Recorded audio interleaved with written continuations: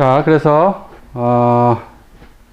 파이낸셜 스테이트먼트를 작성하는 법을 이제 얘기를 할 건데요. 일단 기본 컨셉으로서 재무제표의 5대 요소는 자산, asset, liability, equity, revenue, expense다. 이건 알았단 말이에요. 그렇죠? 이거는 별로 뭐 어려운 내용도 아니고 일반인들 다 아는 얘기란 말이에요.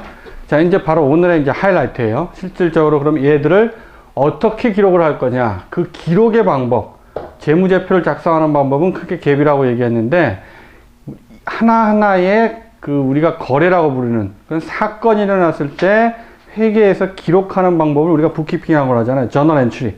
그 저널 엔트리의 그럼 원칙이 뭐냐? 그게 바로 이제 오늘 우리가 할 내용 중에 가장 핵심적인 중요한 내용인 바로 더블 엔트리예요. 복식북이란 소리예요. 그게 회계를 가장 어렵게 만들고 어떻게 보면 또 회계를 가장 환상적인 심오한 학문을 만드는 것이겠죠. 예술이죠, 정말. 복식북의 원리라는 것은 해도 해도 끝이 없어요. 정말 아름다워요. 교묘하게 엄청나게 큰 회사들이 결국 마지막에 이 꼴이 탁 된다는 소리예요. 그건 정말 경이로운 일이에요. 사실 굉장히 어려운 얘기도 하고 정말 복잡하고 이해가 잘 안 되는 경우도 되게 많아요. 그러니까 저도 이 복식북의 원리를 이해하는데 굉장히 오래 걸렸어요. 그러니까 매년 느낌이 틀려요. 그리고 막 깜짝깜짝 놀라는 경우가 있어요. 와, 진짜. 그래서 어쩔 때는 막 회계사들끼리 밤에 제일 많이 하는 건 나중에 이제 어드밴스 배우시면 알겠지만 캐시플로우가 제일 작성하기 어렵거든요. 복잡한데 그거 굉장히 답 안 나와요. 근데 답이 딱 나왔을 때는 막 경외감이 들어요. 정말 참 회계라는 게 이 복식북의 원리가 정말 어메이징하다 이런 얘기를 많이 하거든요. 굉장히 어메이징해요. 그러니까 굉장히 과학적이면서도 참 말로 설명 못하는. 그러니까 일종의 회계라는 것은 다시 얘기하면 이 복식북이는 한 1억 피스짜리 퍼즐 맞추기라고 보시면 돼요. 이게 퍼즐이 다 맞아야지만 그림이 딱 되잖아요. 그러니까 일부를 그림은 다 할 수 있는데 이 전체 그림을 보기 위해서는 이걸 1억 개를 맞춰야 된다는 소리는 보통 일이 아니잖아요. 그렇죠? 이게 시간이 걸린다는 소리죠. 요만큼은 언제든지 계속 시간 가면 가는데 이것들이 쌓여간다는 소리예요. 그래야지만 윤곽이 처음엔 좀 나오는데 다 해봐야지 그림이 나오는 거잖아요. 그렇죠? 그런 것처럼 저도 그런 거예요. 3년 때 느끼는 이 느낌이 틀리고 4년, 5년 이게 점점 시간이 가면서 내가 많이 공부해서만 되는 게 아니라 자꾸 접하다 보니까 이게 좀 느낌이 오는 거예요. 그게 그러니까 어렵다는 소리죠, 회계가. 근데 그거를 단축하는 게 제가 봤을 때 이 부분을 오늘 할 요 복식북의 원리를 잘 이해하시면 굉장히 시간 많이 단축할 수 있어요. 그래서 기록을 하는 원칙입니다. 복식북이라는 것 자체는. 그러니까 복식이라는 것 자체는 더블 엔트리라는 것 자체는 항상 모든 거래에 대해서 더블로 기록을 하겠다는 소리예요. 양쪽으로 기록을 하겠다는 소리예요. 그 양쪽이라는 것은 바로 우리가 표현은 데빗, 크레딧이라고 쓴단 말이에요. 기원은 모르겠다 그러더라고요. 왜 이렇게 썼는지. 한국말로 하면 더 웃기죠. 차변, 대변이래요. 그래서 왜 대변이냐 하필이면 그랬는데. 어쨌든 데빗 크레딧이라고 얘기를 하는데 그러면 복식북이가 뭐냐? 더블 엔트리가. 그럼 이거에 반대되는 개념이 뭐냐? 싱글 엔트리라 그래요. 단식북이. 단식북이라는 것의 반대다. 사실 단식북이라는 게 반대라는 의미보다는 단식북이가 우리가 상식적으로 생각하는 어떤 거래에 대한 기록의 원칙이에요. 누구나 알고 있는. 근데 거기서 한 걸음 더 나아간 게 바로 복식북이다 이런 얘기죠. 그러니까 단식북이에 한계가 있기 때문에 거기서 일반 기업체들의 어떤 그 무수히 많은 거래를 하기 위해서는 단식북이로는 한계가 있다는 소리예요. 그래서 복식북이가 생겨난 거예요. 단식북이라는 것은 가장 쉽게 얘기한다면 그냥 가계부를 보시면 돼요. 개인이 쓰는 가계부. 가계부는 어떻게 적으세요? 생각해 보시면 처음에 내 뭐예요? 월급. 그러니까 월로 따지면 월 가계부를 쓴다. 그럼 월급 만불. 그 다음부터 뭐겠어요? 대부분 개인이라고 따지면은 수입원은 하나죠. 두 개일 수도 있겠지만 대부분의 경우라고 본다면 하나고 그 다음부터 이제 지출만 쭉 쓰는 거잖아요. 그러니까 결과만을 쓰는 거예요. 돈이 들어왔다는 결과, 월급 벌었다는 결과만 딱 쓰는 거고, 그 다음에 이제 지출이죠. 예를 들자면, 처음부터 이제, 카드값부터 갚아야죠. 5,000불. 너무 많네. 카드값, 집값, 렌트도 주고, 그쵸? 보험료도 내고, 음식도 나고, 이렇게 등등등등등 해서 결과만 계속 적는 거잖아요. 그쵸? 그리고 마지막에 딱 월에 뭐예요? 밸런스. 이렇게 적는 거죠. 항상 마이너스라서 문제지만. 그쵸? 이렇게 되는 결과를 초래한단 말이에요. 그쵸? 이게 단식북이에요. 너무 심플하잖아요. 근데 왜 복식부기를 만들었냐 이런 얘기예요. 기업도 뭐예요? 구멍가게 정도의 수준의 기업이면 이 정도만 해도 충분하단 말이에요. 근데 이제 기업이 뭐예요? 커지면서부터는 이제 무슨 문제가 생겨나냐면은 이렇게 결과가 나왔다라고 한다면 우리가 예전에는 아까 말한 대로 그냥 북키핑만을 한다는 의미라면은 과거에 일어난 것만 잘 기록하면 된다고 그랬었죠. 그러니까 기록이라는 측면에서는 기록이 다 돼 있어요. 어디 간 게 아니에요. 그렇죠? 정확히 돈이 들어온 거 기록했잖아요. 돈이 나간 거 기록했잖아요. 완벽해요. 하지만 회계 이제 중요한 거는 회계가 격리가 되기 위해서는 의미로 애널리시스를 미래를 예측하기 위해서는 뭐가 필요하냐면은 과거에 기록된 걸 가지고 미래를 예측할 수 있는 정보도 줘야 된단 말이에요. 그러니까 과거의 정보를 단순히 사실만 기록하는 것이 아니라 그걸 가지고 미래를 예측할 수 있어야 된다는 소리예요. 그럼 자, 이거를 보고 미래를 예측한다는 소리는 가장 이걸 이제 개인이 아니라 기업이라고 확대한다면은 가장 중요한 첫 번째 질문이 뭐냐면은 그럼 다음 달 밸런스는 얼마가 될 것 같니? 이렇게 얘기죠. 그러니까 이게 1년치라고 한다면은 내년에 넷 인컴은 어떻게 될 것 같니? 그럼 또 가정이 들어가겠죠. 만약에 내년에 월급도 이만큼이라면, 내년에 레베뉴도 이만큼이라면 이런 얘기가 되겠죠. 근데 이것만 놓고 보면 이제 뭐가 문제가 될 수 있냐면은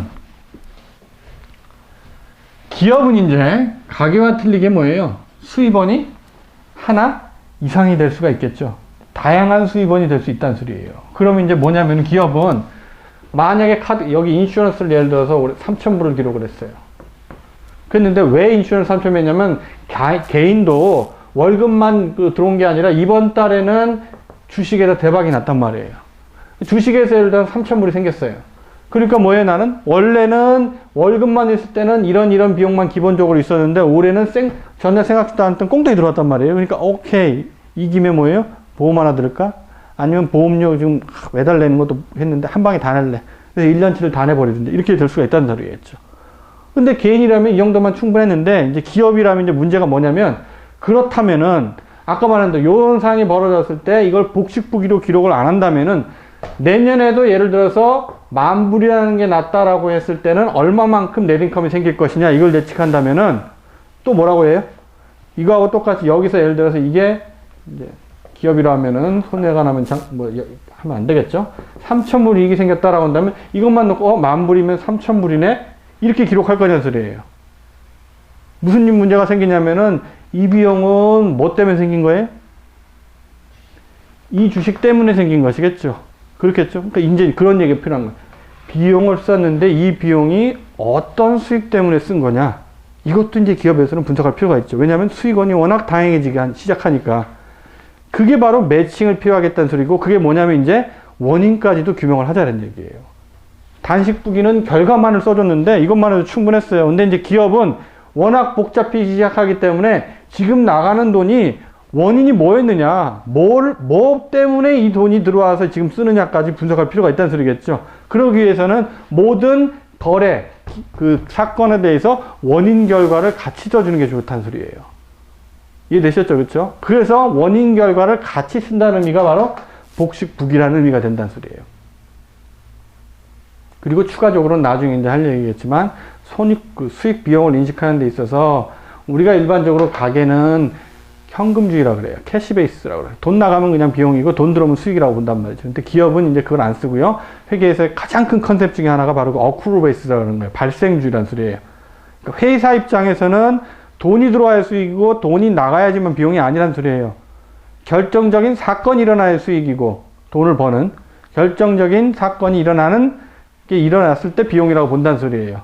그렇겠죠? 그러니까 그거를 또 구별하는 것 때문에도 또 이 복식부기가 또 굉장히 필요하다는 소리예요. 다시 얘기하자면 이런 얘기도 있어요. 지금 이건 나중에 할 얘기예요. 오늘 그 중요한 얘기는 아니고요. 근데 참고로 미리 소개해 드리는 건데, 보험료를 냈어요. 좀 이해하기 쉽게 한다면은 예를 들어서 1,200을 냈어요. 1년치를요. 근데 이것만 따지고 보면 이것 때문에 예를 들어서 마이너스가 1,200이 났어요. 순수하게 이것 때문에 난 것이겠죠.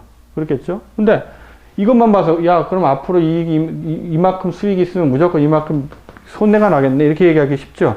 그렇겠죠? 근데 그건 캐시 베이스 얘기란 말이에요. 그렇죠? 근데 회사 입장에서는 야, 이게 진짜 우리 손해냐?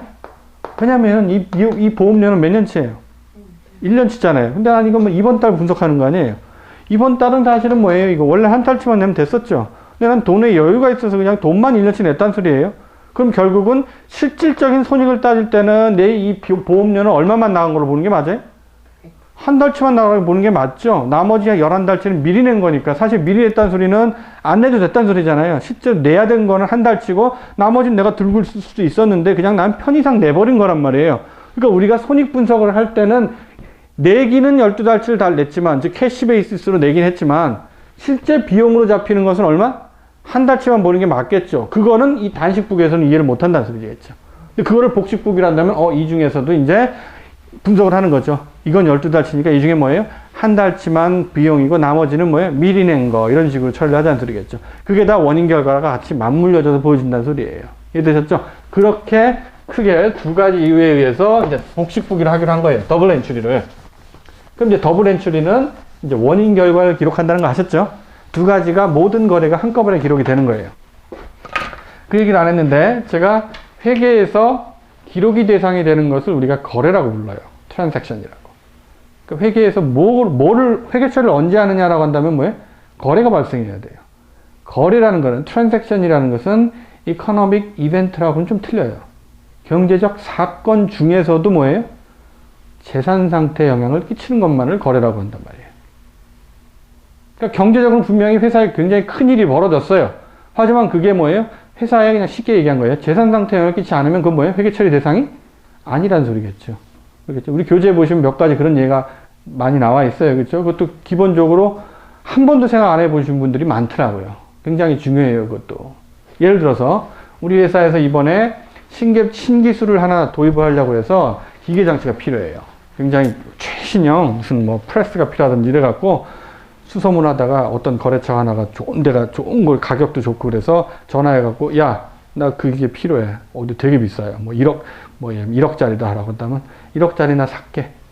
계약 체계 주문을 해버렸어요. 1억 보내와. 인보이스하고 줘. 그때 인보이스, 물건 들어오고 인보이스 받으면 이제 돈 납입을 하겠죠. 근데 일단 전화로 해서 주문했어요. 주문한 것 자체는 뭐예요?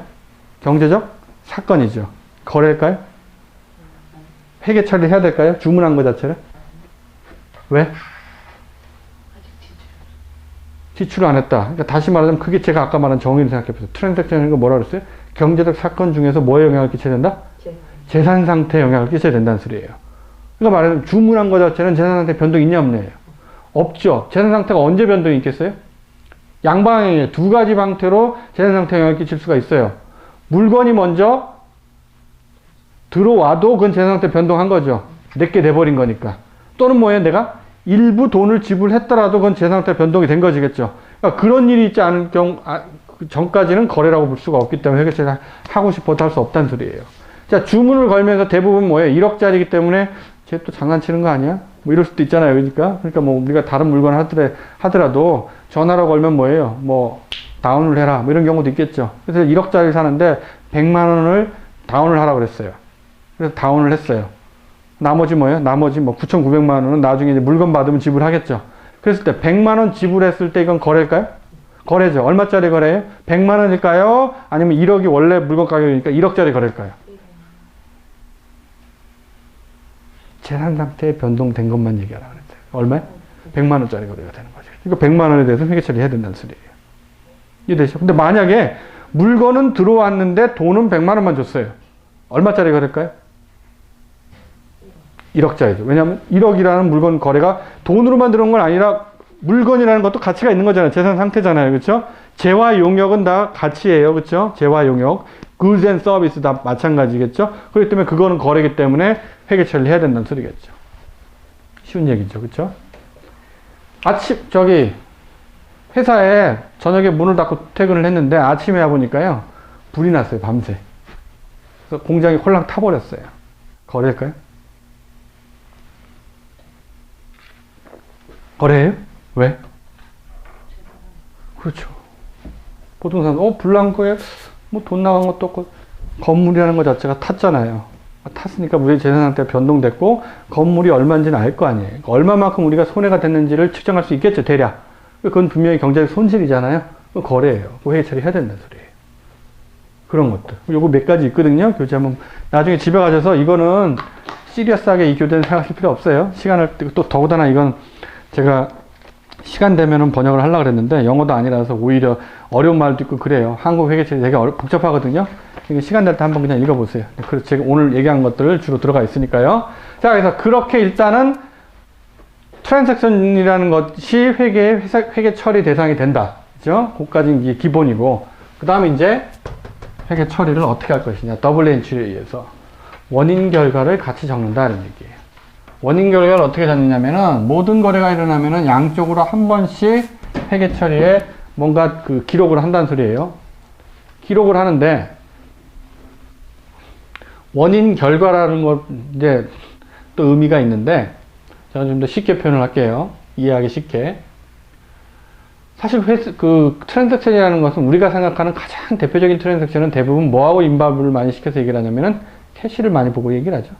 아까 캐시 베이스하고 비슷하단 말이에요. 그죠? 돈이 들어와야지, 돈이 나가야지. 이런데 실제로 기업 활동이라는 것은 돈을 버는 활동이지만 돈을 벌기 위해서는 필수적으로 돈을 써야 되겠죠. 사실 돈 쓰는 게 더 기본적인 베이스라고 볼 수 있어요. 그래서 돈을 쓰는 것을 기본적으로 생각을 하고 한번 생각을 해볼게요. 돈을 쓴다라고 했을 때 바로 어떤 거래에 대해서 그 돈을 썼는데 그 돈을 왼쪽은 실질적인 결과를 쓰는 거예요. 그러니까 왼쪽이 주로 결과가 되는데 돈을 결과란 소리는 돈을 어디 다 썼느냐라는 개념이 되겠죠. 퀘스천을 했을 때 어떤 트랜잭션이 발생했어요. 근데 돈을 썼어요. 그럼 돈을 어디다 썼느냐라는 퀘스천에 대한 답은 왼쪽이다 하는 거예요. 그게 결과가 되는 것이겠죠. 그럼 오른쪽에는 그것에 대한 원인이니까 돈을 쓰려면은 그 돈이 어디서 와야 될 거 아니에요. 돈이 어디서 왔냐는 소리예요. 오른쪽이 뭐? 어디서 왔느냐라는 소리겠죠. from where가 되는 거고 이거는 to where가 되는 거예요. 그렇죠? 돈을 어디다 썼느냐? 어디서 왔느냐. 이렇게 생각하면 제일 쉬워요.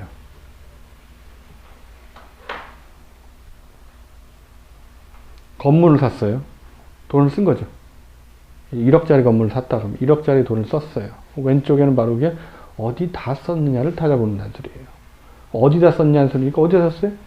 건물 산 데 썼잖아요. 그렇죠? 또는 종업원한테 급여를 줬어요. 돈을 쓴 거죠? 어디다 썼어요? 급여라는 거로 줬잖아요. 아직 그게 회계 처리를 뭔지 생각하지 마세요. 그냥 상황만 생각해 보시라는 소리예요. 그랬을 때 이제 거기서 끝나는 것이 아니라 그럼 그걸 좀 세분하자는 소리예요. 어떻게 세분하냐면은 지금 이제 앞으로는 적을 건 뭐냐면 우리가 얘기했던 회계의 그 5가지 요소 뭐였었죠? Asset, Liability, Equity, Revenue, Expense 5가지였었잖아요. 그렇죠? 이 5가지 중에 제가 지금 말하는 상황을 한번 생각해 보는 거예요. 어디다 썼느냐라는 것 자체는 이 중에서 뭐가 될 거냐는 생각을 해 보시는데 그 중에서 다시 2가지로 나눠서 어디다 쓰긴 썼는데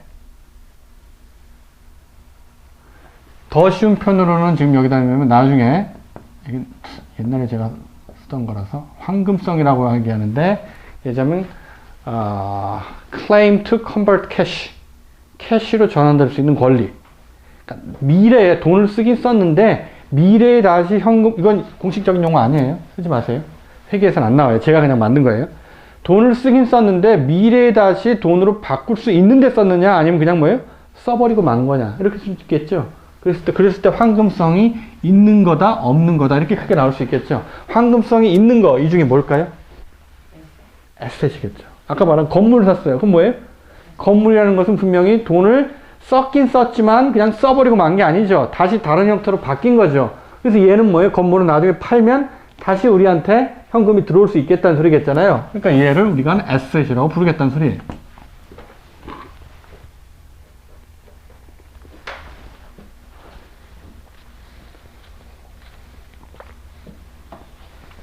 그리고 반대로 황금성이 없는 거는 돈을 써버리고 만 거예요.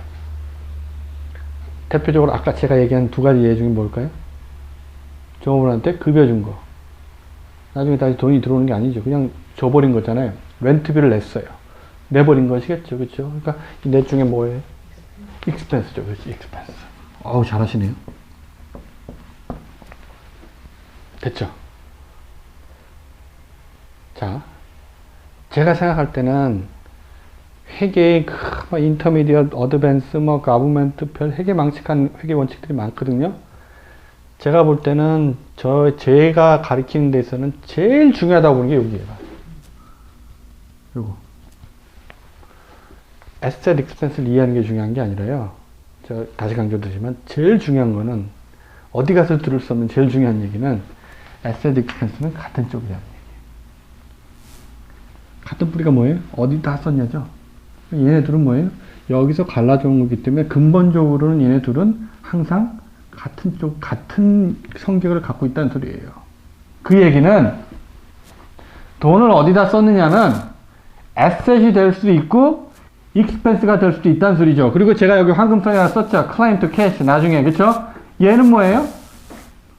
절대적인 기준이 아니란 소리예요. 저는 이 기준을 이해하기 쉽게 위해서 이렇게 나눴지만 이걸로 절뚜렷하게 황금성 인념료만 따져서 이렇게 넘나드는 건 아니란 소리죠. 이해하기 쉬운 의미에서 이걸 쓰긴 썼는데 얘네들은 뭐예요? 명확한 선이 없다는 소리죠. 그러니까 이게 될 수도 있고 이게 될 수도 있다는 거를 기억하셔야 된다는 소리죠. 제가 왜 이걸 강조했냐면 이게 바로 제가 처음에 말씀드린 10년을 일해도 회계 기초가 약한 사람들을 많이 만나본다. 대표적인 게 바로 뭐냐면은 에셋하고 익스펜스는 별개 항목을 항상 느끼시는 분들이 많다는 얘기예요.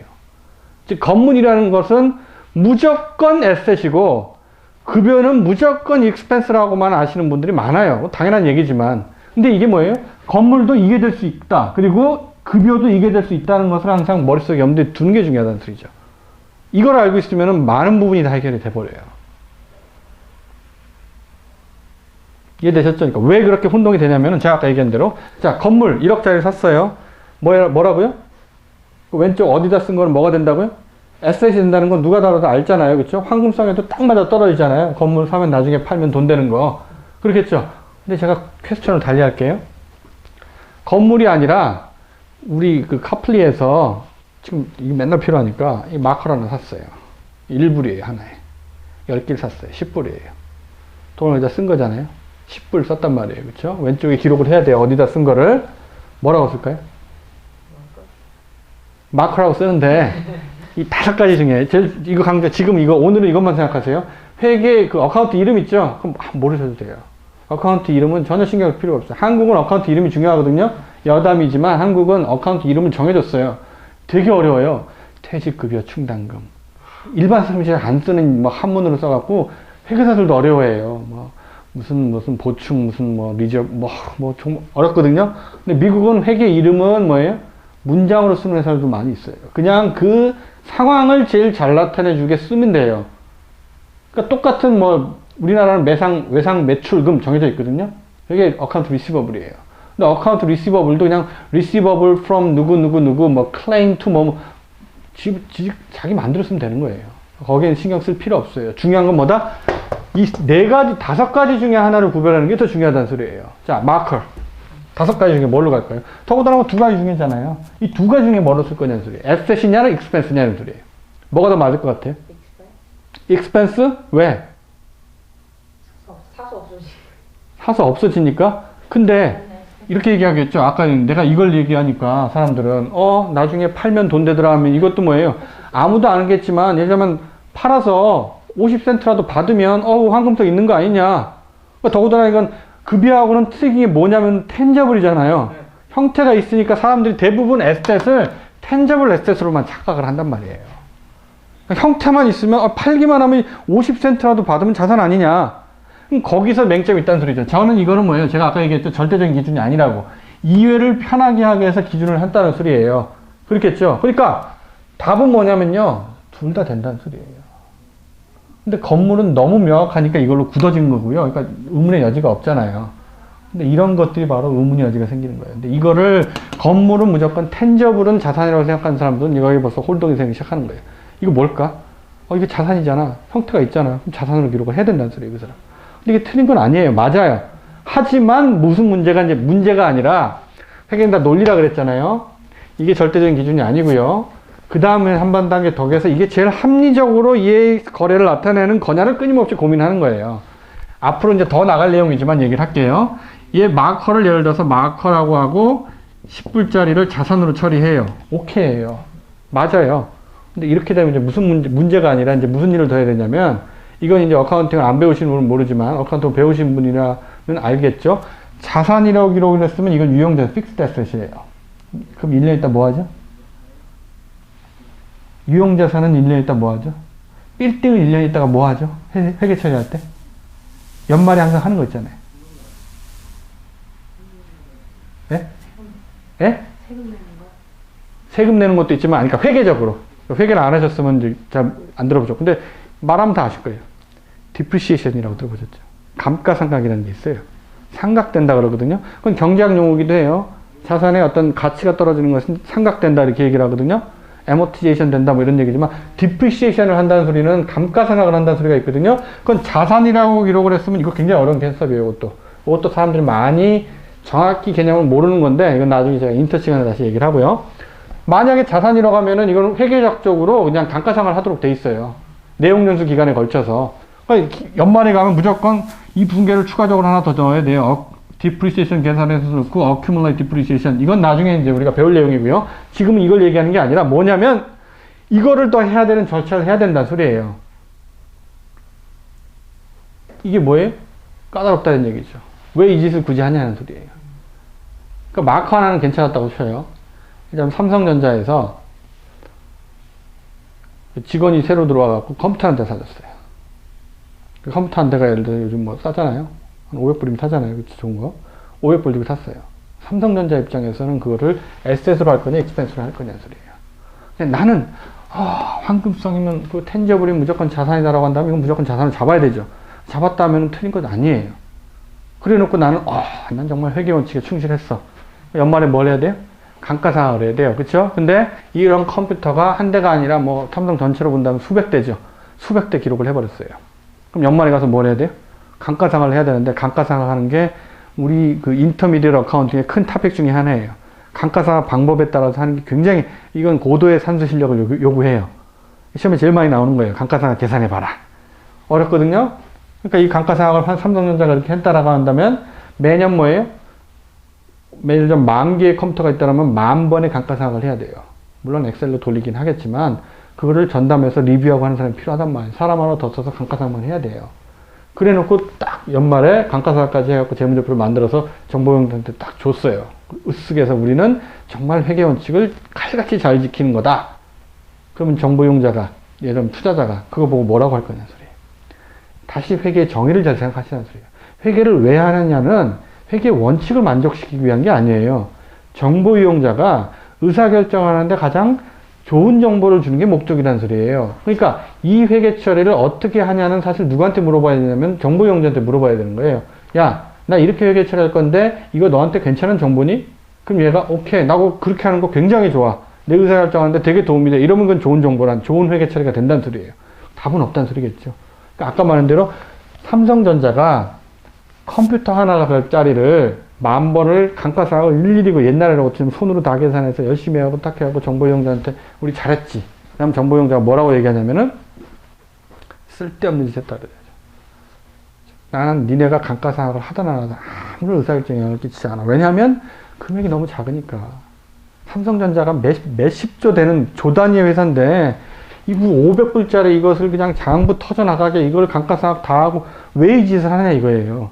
그러니까 한 사람은 뭐라고 얘기하겠어요? 난 이렇게 배웠기 때문에 텐저블이고 나중에 팔면 1원이라도 컴퓨터 누가 파냐 이렇게 얘기하지만 그래도 뭐 10불이라도 받으면 그거 자산 아니냐 이렇게 생각을 하는 사람은 굳어져 있기 때문에 이 차이를 결코 인식을 못한다는 소리예요. 생각을 바꾸자 이런 얘기죠. 뭐라고 생각하면 되는 거예요?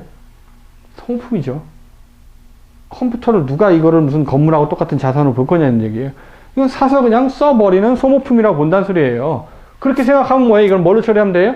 익스펜스를 처리하면 나중에 이 짓 해도 돼요? 안 해도 돼요? 할 필요 없다는 소리죠. 그냥 거기서 심플하게 끝나는 거예요. 이 짓을 했다는 소리 자체가 뭐 추가적인 비용이 발생했다는 소리겠죠. 근데 왜 비용이 발생하느냐? 엑스트라로.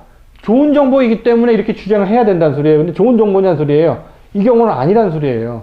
효과적인, 효율적인 측면에서는 별로 비효율적인 회계 처리가 된다는 소리예요. 이건 나중에 들어가는 이 얘기도 나와요. 회계에서 중요한 원칙 중에 하나가 머추리얼티예요. 중요성의 원칙이에요. 그러니까 금액이 적은 것 자체는 회사에 별로 이펙트가 없는 것 자체는 사실상 뭐 그냥 극단적으로 얘기하면 어떻게 회계 처리해도 상관없다는 소리예요. 별로 이펙트가 없기 때문에. 정보 이용자가 중요한 건 뭐냐면 정보 이용자가 A라고 회계 처리하고 B라고 처리하는 게 두 가지 선택이 있을 때 이거를 A하고 회계 쳤을 때 B하고 회계 쳤을 때 내가 의사결정을 결정적으로 바꿀 것이다 라는 소리는 그건 크리티컬해요. 이건 정말로 고민해서 제일 논리적인 걸 가야 돼요. 근데 이렇게 하든 회계 사람이 그 정보용자가 의사결정에 전혀 지장을 안 준다. 삼성전자처럼. 이런 경우는 뭐예요? 어떻게 해도 상관없으니까 어떻게 가는 게 돼요? 제일 효용 뭐라겠어요? 비용 대비 제일 효용을 많이 내는 것이겠죠. 이걸 우리가 코스트 이펙티브하다. 즉, 이 회계처리를 하는데 들어가는 코스트가 이 베네핏보다 커서는 안 되겠죠. 그러니까 아까 말하는 이걸 자산으로 처리한다는 소리는 오히려 배보다 배꼽이 더 크다는 소리예요. 열심히 사람 하나 채용해갖고 해놨더니만 저쪽에서 한다는 소리는 쓸데없는 짓 하고 앉았네. 이거 할 때 딴 거 좀 열심히 해야지. 이렇게 얘기가 나온다는 소리죠. 그러니까 안 하니만 못하니까 오케이. 생각을 바꾸자. 그러니까 아까 말한 대로 얘들은 왔다 갔다 할 수 있다. 그러니까 생각을 바꾸자는 소리예요. 그러니까 황금성에 영향을 끼치지 마시고요. 이제는 어떻게 보냐면은 이제 조금 전문 용어 들어갑니다. 전문 용어가 아니라 이제 저는 이제 이해를 위해서 황금성을 썼지만 아까 말한 자산하고 자산의 정의가 뭐였냐면 미래의 future economic benefit이라고 했었죠. 돈을 어디다 썼는데 이제는 현금으로만 얘기를 하지 말고 미래에 우리한테 효익을 가져다 주느냐.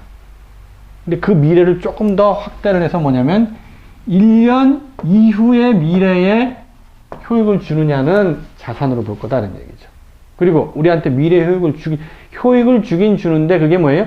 1년 미만, 즉 올해의 모든 효익을 다 받고 끝나는 거다라면 뭘로 보는 게 낫다?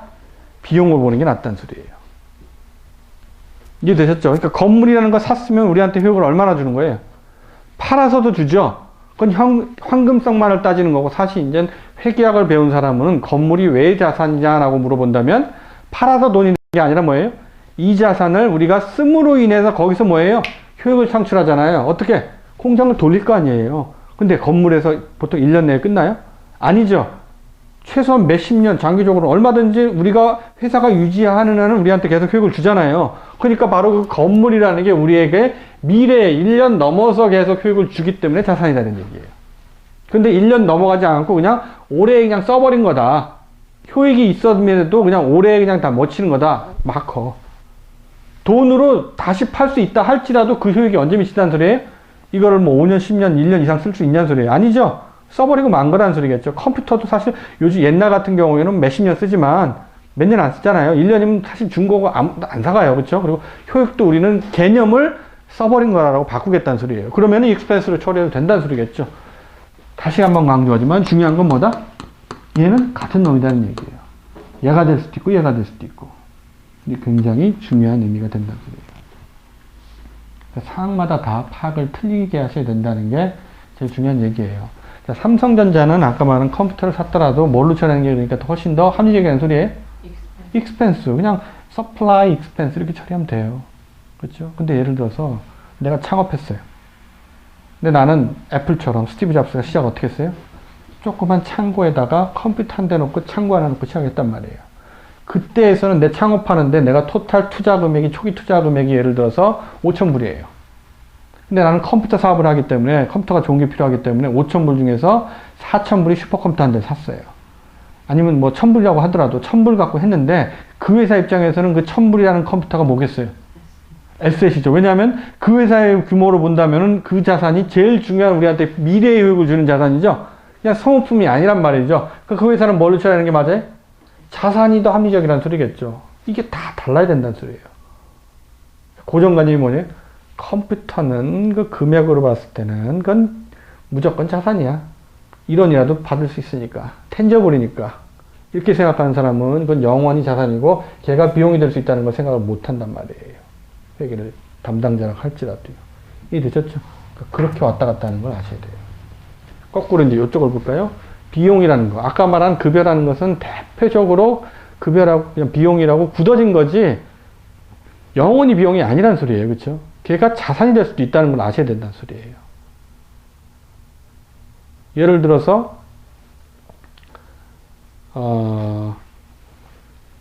좀 두 가지 예를 드릴게요. 첫 번째는 그러니까 급여라는 거. 종업원한테 급여를 줬는데 그게 비용이 안 되는 케이스. 그러니까 어떤 경우가 있을까요? 그런 경우가? 그 생각을 자꾸 해보시라는 소리예요. 행사하는 사람한테 그걸 주는데 그 사람은 많은 수익을 내는 익스펜스가, 그러니까 익스펜스가 아니면 뭐겠어요? 자산이겠죠. 급여를 줬는데 익스펜스가 아니라 자산으로 잡힐 수 있는 경우가 언제 있을까요? 상황을 자꾸 생각해 보세요. 잘 모르실 거예요. 왜냐면 잘 안 일어나거든요. 급여가 돈이 아니라 다른 걸 줬어요? 급여가 돈이 아니라 다른 걸 줬다. 만약에 스탁을 주면 어떻게 돼요? 스탁을 줘. 그러니까 좋은 얘기인데 스탁을 줬는데 어쨌든 나는 뭐냐면은 이게 자산이 된다는 소리는 나한테 나중에 미래 효익을 준다는 소리잖아요. 그게 제일 중요한 거예요. 어떤 형태로 바뀌었냐가 중요한 게 아니라 종업원한테도 스탁을 줘버렸어요. 뭐에 대한 대가예요? 근로에 대한 대가죠. 근데 주식을 준 것 자체가 이 사람이 나한테 미래 효익을 줄 거라고 생각하면 뭘로 잡아요? 자산을 잡는 거고 올해 그냥 모든 효익이 다 미칠 거다라고 본다면 비용을 잡는다는 소리예요. 그러니까 스탁 옵션 자체를 이건 굉장히 너무 많이 나갔는데 나중에 별 얘기지만 나중에 한번 스탁 옵션 얘기했다 해보세요. 이 스탁 옵션을 이 사람이 앞으로 일해줄 거를 대비해서 준 거다라고 미리 준 거다라고 한다면 이거 뭘로 잡는 게 맞아요? 자산으로 잡는 게 맞단 말이에요. 이 사람을 대부분의 스탁 옵션의 실제 목적이 뭐예요? 붙잡아 놓기 위한 거거든요. 왜냐면 5년 동안 행사 못 하기 때문에 5년 동안 잡아 놓으려고 그 하이엠 셀러리 인플로이들한테 그쵸? 중요한 회사 중역들한테 스탁 옵션 주는 거란 말이죠. 과거에 대한 보상이 아니에요. 대부분은. 이것도 제 말은 답이 아니란 소리예요. 과거에 대한 보상으로 스탁 옵션 줄 수도 있죠. 그 얘기는 뭐예요? 과거에 이미 우리한테 모든 서비스 제공해 줬다는 그거에 대한 대가를 주는 거기 때문에 더 이상 미래효익이 있어요? 없어요? 없으니까 그건 뭐예요? 익스펜스예요. 그냥 익스펜스 치면 돼요. 셀러리로 컴펜세이션 익스펜스 치면 돼요. 근데 미래의 서비스를 제공할 걸 대해서 미리 지불한 거다가 뭘로 본다는 소리? 에셋이죠. 왜냐하면 미래 효익을 줄 거니까. 이거 굉장히 좋은 예를 내오셨네요. 그러니까 스탁 옵션 처리하면 나중에 이거 에셋 처리합니다. 아니면 뭐 deferred, prepaid expense 이런 거 자산으로 들어가거든요. 아니면 더 쉬운 예로는 회계에서 무조건 일어나는 일인데 이것도 굉장히 좀 테크니컬한 얘기이긴 하지만요. 12월 달에 1월 달치를 미리 줄 수도 있어요. 그렇겠죠? 아니면 미리 값을 해줄 수 있단 말이에요. 종업원한테 돈이 아닌데, 사장님, 저기, 정말 돈이 필요한데, 다음 달 월급 좀 땡겨주시면 안 될까요? 그럼 오케이. 땡겨준 거 줬어요. 돈을 줬으니까 분명히 돈이 나갔잖아요. 그러면, 아까 얘기한 대로, 처음에 이것만 생각하면은, 어쨌든 종업원한테 준 거니까 급여 성격이잖아요. 그건 100% 그건 급여다, 익스펜스다, 이렇게만 생각하기 쉬운데, 돈을 줬는데 언제 준 거예요? 뭐에 대한 대가로 준 거예요? 아직 서비스를 제공하지 않은 거에 대해서 미리 값을 해서 땡겨준 거잖아요. 그러니까 돈을 줬는데 효익이 언제 나와요? 다음에 나오는 거잖아요. 다음 달 걸 미리 준 거잖아요. 그러니까 올해가 아니라 이번 달치 재무제표를 작성한다라고 한다면 이거 이번 달에 뭘로 잡아야 돼요? 그러니까 돈을 주는 시점에서는 뭘로 잡아야 돼요? 에셋으로 잡아야 된다는 소리죠. 미래 효익이니까. 근데 대부분의 급여는 뭐에 대한 대가예요? 과거 서비스에 대한 대가죠. 먼저 주는 경우는 드물어요. 그렇죠? 그러니까 과거 서비스에 대한 거니까 무조건 익스펜스로 굳어진 거지만 지금 말한 대표적인 그런 게 프리페이드 익스펜스가 된다는 소리예요. 그건 에셋이에요. 미래 효익을 주니까. 이해되시죠? 그럼 프리페이드 네? 익스펜스는 다 에셋이에요? 에셋이죠. 이름은 익스펜스라고 붙였지만 그건 에셋이죠. 그건 어디에 보여줘요? 대체적표에 보여주죠. 인컴 스테이트먼트가 아니라. 그건 나중에 이제 테크니컬 할 거고 그걸 제가 원하는 건 아니에요 지금. 그 이름 모르셔도 상관없어요. 그냥 asset expense로만 구별하시면 돼요. 근데 더 이상한 얘기를 해볼까요? 종업원이 급여를 줬는데 사장님이 이런 거예요. 요즘 경기도 너무 안 좋고 중소기업이니까 야 다른 회사들은 종업원들 급여도 못 준댔더라. 근데 나는 어떻게든 준다니네. 대신 니네도 좀 내 마음을 헤아려라. 그래서 주긴 주되 니네가 약속을 좀 해라. 내가 이렇게 주는 걸 마음을 헤아려서 만약에 한 6개월 내에 회사가 너무 어려워지면 니네가 언제든지 반납한다고 약속을 좀 하고 줘라. 근데 그럴 일은 별로 없겠지만 그렇게 해서 해주면 내가 마음이 편하겠다. 그래서 그렇게 사인을 하고 돈을 줬어요. 그럼 뭐가 될까요? 에셋이나 익스펜스라고 할 때는 오히려 에셋의 정의에 더 맞겠죠. 왜냐면 내가 원해서 콜하면 언제든지 뭐예요? 다시 들어올 수 있잖아요. 미래 효익. 그러니까 미래 효익 중에서 우리는 사실은 제일 많이 쓰는 게 이건데 이거는 그 중에 하나라는 소리겠죠. 미래 효익 중에 하나는 캐시예요. 근데 그 아닌 것도 있잖아요. 많이. 그렇죠? 서비스를 받는다거나 이런 거. 근데 방금 얘기한 거는 그런 관점으로 본다면은 그게 에셋일 수도 있겠죠. 근데 그런 일은 잘 일어나지도 않고 있어서도 안 되죠. 그러니까 셀러리는 대부분 뭘로 굳어졌어요? 익스펜스로 굳어진 거죠. 하지만 셀러리도 뭐가 될 수 있다?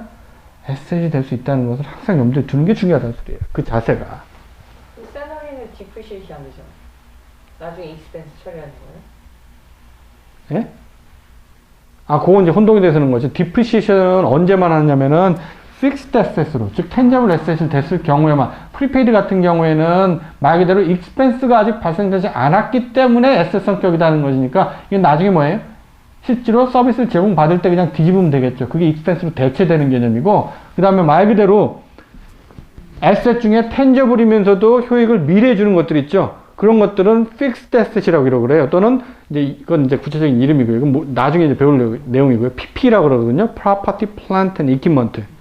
그런 것들은 이제 연말에 depreciation 해야 되는데, 그거는 depreciation 하는 과정 자체는 굉장히 또 중요한 컨셉이에요. 나중에 인터에서 또 다시 다루기로 하고요. 일단 지금은 다시 강조하지만 전 사실은 이것만 갖고 거의 3시간 해요. 이게 제일 중요한 컨셉이거든요. Asset Expense는 같은 놈이다. 그러니까 여러분이 이제 신문에서 보시는 분식, 이게 제일 많이 나오는 거예요. 왔다 갔다 하니까. 그러니까 이거를 회사 입장에서는 분실을 안 하는 거예요. 왜냐면 왔다 갔다 하니까. 왜냐면 내가 더 이쪽이 맞는다는 논리를 제공하면 맞을 수 있다는 소리예요. 아까 얘기했죠. 영원히 엑셋이라는 거는 없다는 소리예요. 그렇죠? 영원히 무조건 익스펜스라는 건 없다. 급여도 말을 만들면, 그러니까 논리를 만들면 이게 될 수도 있고, 건물도 이게 될 수도 있다는 소리잖아요. 이게 되셨죠? 그렇죠? 그러니까 이게 왔다 갔다 할 수 있으니까 이거를 어떻게 하는 것이냐라고 했을 때 회사가 지금 이익이 너무 안 나요. 그래서 좀 이익을 늘리고 싶어요. 근데 예를 들자면 큰 이익은 늘리고 싶은데 공장이 갑자기 뭐 고장이 나서 대규모 수리를 해야 돼요. 수리하는 데만 해도 갑자기 기계가 섰는데 그거 원상태로 하기는데도 몇 억이 들어요. 몇 억이 들었어요. 뭘로 봐요? 논리로 보면 뭐가 맞아요? 에셋이 맞을까요? 익스펜스가 맞아요? 수리비. 익스펜스. 왜 익스펜스겠어요? 그걸 논리로 생각해보면 수리로 인한 돈을 왜 썼냐, 이 돈을 쓴 것이 우리한테 미래의 효익을 줄 거냐, 아니면 단기의 모든 효익을 줄 거냐, 이걸 따져보라 그랬었죠. 좀 어려운 얘기가 되긴 하겠지만 그것도 나중에 한 토픽으로 배워요. 시험에 잘 나오는 이게 캐피탈 익스펜디처냐 레베뉴 익스펜디처 이런 얘기예요. 미리 잠깐 소개를 드리는 거예요. 근데 그거를 대비하고 얘기하는 게 아니라 그냥 논리 생각하는 거예요. 그렇죠? 미래 효익을 주는 거냐, 아니면 단기 효익을 다 미치는 거냐, 뭘로 볼까요? 답 없어요. 여러분이 생각하시는 대로 하면 돼요. 그 대신 조금 제가 도움을 드리는 거예요. 어떻게 생각했어요? 수리 비용이에요. 또 고장날 수 있으니까 단계니까. 단기. 그럼 수리를 함으로 인한 효과가 미래에 미칠 거냐, 미래 효익을 낸다는 소리는 지금 내가 예를 들자면 100이라는 이익을 내고 있는데 이 수리를 통해서 200이라는 수익을 낸다라는 소리는 미래 효익을 더 내는 거죠. 이런 경우는 자산이 맞아요. 근데 예를 들자면 이거는 고장이 난 거잖아요. 그러니까 원래 100이라는 수익을 내는 놈인데 고장이 났기 때문에 이 수리를 안 하면은 100도 못 낸다는 소리죠. 그러니까 수리를 해야지 원래 예상했던 100을 계속 내는 놈이라는 소리라면은 이 수리 비용은 뭐겠어요? 익스펜스가 맞겠죠. 이건 미래 효익을 증가시키는 게 아니란 말이에요. 현상 유지하기 위해서 발생하는 것이겠죠. 그냥 대표적으로 생각했을 때 수리비는 뭐예요? 비용이 맞아요. 근데 그것도 답이 아니란 소리예요. 근데 그걸 논리로 따져본다는 소리예요. 근데 회사가 뭐라고 주장하는 거예요? 이 수리는 효익을 늘린다 이런 얘기죠. 이 수리를 함으로 인해서 우리는, 근데 그걸 증명하기 힘들잖아요. 100이라는 효용 낼 거를 120이라고 낸다 이런 거. 1이라도 더 내면은 논리적으로 맞잖아요. 그럼 회사는 어떻게 되겠어요? 만약에 의도적으로 이익을 늘리고 싶은 회사라면은 익스펜스로 갈 걸 어떻게? 에셋으로. 아까 봐, 수리 비용이라고 할 것을 말 그대로 캐피탈 익스펜디처라고 볼 수 있다는 소리예요. 충분히. 이렇게 한다면 어떻게 된다는 소리예요? 자산으로 가요. 익스펜스로 갈 거를 자산으로 하면은 어떤 효과가 있을까요? 익스펜스가 줄어들잖아요. 익스펜스가 줄어드는데 얘는 어디 영향을 미치는 거예요? 인컴 스테이트먼트의 레베뉴 마이너스 익스펜스가 바로 뭐예요? 넷인컴 올해 실적이잖아요. 이게 줄어드니까 넷인컴이 어떻게 되는 거예요? 늘어나죠. 그러니까 여기서 이렇게 함으로 인해서 자산도 늘어나죠? 재산도 늘어나요. 그리고 뭐예요? 이익도 늘어나요. 끝내주죠. 제일 많은 유혹을 많이 받는 게 이런 쪽이죠. 근데 이것도 뭐예요? 우리가 틀렸다 이렇게 얘기 못 하는 것이겠죠. 끊임없이 이거를 서로 싸움을 하는 거예요. 아규먼트를. 이게 맞니, 이게 맞니. 그렇죠? 그거에 대한 어느 정도의 그냥 가이드라인 자체를 아까 말한 논리적으로 봤을 때 이 캐피탈 익스펜디처, 레베뉴 익스펜디처 굉장히 재밌는 토픽이죠. 그렇죠? 시그니피컨트한테 인크리스 시켰냐 안 시켰냐 이런 걸 막 따져보는 거예요. 더 쉬운 얘기를 할까요? 미리 이제 땡겨가는 얘기니까요. 자동차, 개인이니까 자동차를 하는데 자동차에 굉장히 수리비 많이 들죠. 메인터넌스비 많이 들잖아요. 오일을 갈았어요. 뭘로 볼까요? 익스펜스가요? 에셋으로 보는 게 나을까요? 그렇죠. 왜냐하면 오일은 뭐예요? 현상 유지 비용이 아니에요. 그렇겠잖아요. 엔진이 섰어요. 엔진을 갈았어요. 뭘로 볼까요?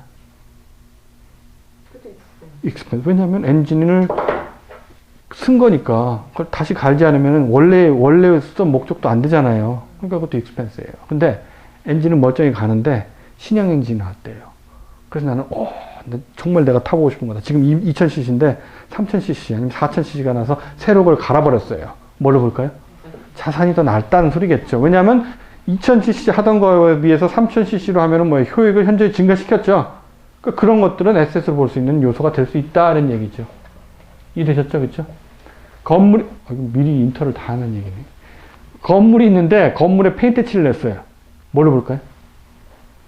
답은 없어요. 여러분이 그냥 이걸 생각할 때 많다라고 보시면 돼요. 근데 그래도 generally accepted는 뭐냐라는 걸 우리 배워가는 거예요. 그렇죠? 건물에서 페인트 칠을 했는데 페인트 칠 자체가 건물의 효용을 현재 늘릴까요? 아니죠. 그러니까 페인트 칠은 대부분 뭐예요? 익스펜스가 된단 말이에요. 그런데 어떤 사람은 이거를 자산으로 떡 잡아놨어요. 야, 틀렸어. 이렇게 얘기할 수 없다는 소리겠죠. 구체적인 내용을 봐야 된다는 소리예요. 뭐라고 주장하냐면 우린 63빌딩이에요. 특수 재질을 개발해갖고 이걸 해갖고 이 페인트 칠을 함으로 인해서 뭐예요? 에너지 효율이 엄청나게 증대되는 신개념 페인트 칠을 했어요. 뭘로 봐요? 에셋 될 수 있다는 소리겠죠. 상황에 따라 이게 다 틀리다는 얘기예요. 이해되시죠? 그렇죠? 그러니까 그런 것들을 얘들은 그러니까 왔다 갔다 하는 얘기예요. 그러니까 중요한 게 뭐예요? 이렇게 가느냐 이렇게 가느냐가 효과가 어마어마하잖아요. 그러니까 크리티컬하고 더구나 더 그 차이를 잘 알고 계셔야 된다는 소리예요. 이거 배우는 과정이 사실은 거의 한 50%는 돼요. 우리 세계에서. 요거냐 요거냐. 됐죠? 자, 아무리 강조해도 지나치지 않는 이 자산과 비용의 얘기 여기서 끝내도록 하고요. 이제 오른쪽은 쉬워요. 그럼 돈을 어디서 썼으니까 원천이 있어야 될 거 아니에요. 돈이 있어야지만 어디다 쓰든지 아니면 뭐 미래요금을 주든지 아니면 당겨든지 할 거 아니에요. 어디서 나왔겠냐 이런 얘기예요. 크게 두 가지죠. 그건 뭐 그냥 기업이 자금 조달하는 두 가지 원천이 있다고 그랬었죠. 어떻게? 돈을 빌려오든지 아니면 주주가 투자를 받든지 이런 얘기잖아요. 그렇죠? 그랬을 때 빌려온 거를 우리가 이 중에서 뭐라 그래요? 부채죠. 그렇죠? 라이비티라고 얘기한다는 소리죠. 그리고 주주한테 투자 받는 걸 뭐라 그래요? 사실은 아까는 우리 밸런스 얘기할 때 상식적으로 얘기했을 때는 이 에퀴티를 뭐라고 봤어요? 여기서 이거 뺀 이거라 그랬었잖아요. 근데 예를 들어서 그것도 맞는 얘기지만 회사가 최초에 뭐예요? 영업을 시작할 때 돈을 갖고 시작할 수도 있잖아요. 아까는 스티브 잡스가 시작할 때 쓰던 그게 바로 뭐가 되는 거예요? 일종의 투자 금액이 되는 거고 그게 우리 자본이 되는 거죠. 최초. 그거는 누구한테 기업이라고 본다면 뭐예요? 투자한 거잖아요. 주주들이. 그러니까 그것도 에퀴티가 되는 것이겠죠. 그러니까 에퀴티는 주주 부분이 된다는 소리겠죠.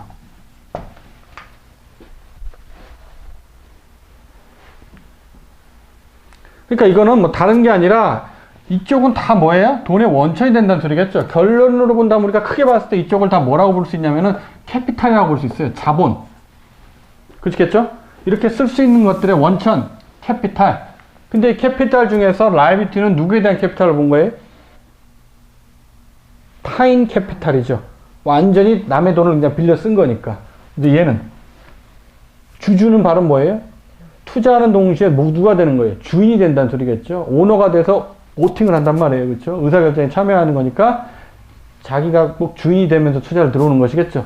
그러니까 이거는 자기 자본이라고 부른다 말이에요. 뭐 부르는 거는 다양해요. 타인 자본, 자기 자본.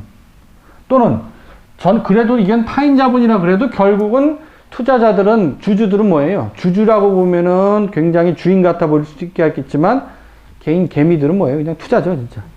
경영에 관심 없단 말이에요. 그렇죠? 투자라는 측면에서는 결국 이것도 그 개미 투자들한테 돈 빌려온 거나 마찬가지죠. 대신에 만기만 없었다 뿐이지. 그러니까 결국은 얘도 부채라고 볼 수 있다는 소리겠죠. 누구에 대한 부채? 주주에 대한 부채. 얘는 부채인데 누구에 대한 부채? 채권자들에 대한 부채. 그러니까 얘는 둘 다 뭐라고 볼 수 있어요? 자본이라고 볼 수도 있고 둘 다 부채라고 볼 수 있다는 소리예요. 결국은 뭐다? 돈을 빌려는 원천이라는 얘기죠. 그래서 오른쪽이 된다는 소리예요. 이게 되셨죠? 별로 안 어렵단 말이에요. 돈의 원천은 오른쪽에 기록을 하더라.